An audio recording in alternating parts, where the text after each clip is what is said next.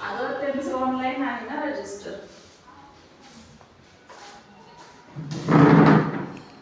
आणि ते वायफायचं मी केलं ना तर त्याला लगेच रिस्पॉन्स पटकन दिला त्यांनी, लगेच कॉल पण आला, मेसेज टाकली इन्क्वायरीची, पण ह्याला नाही आलं डिटेल्स. चालूच होत नाही. परत त्याला HDMI ची वायर पण आणून टाकली नवीन. ते पण नाही येत.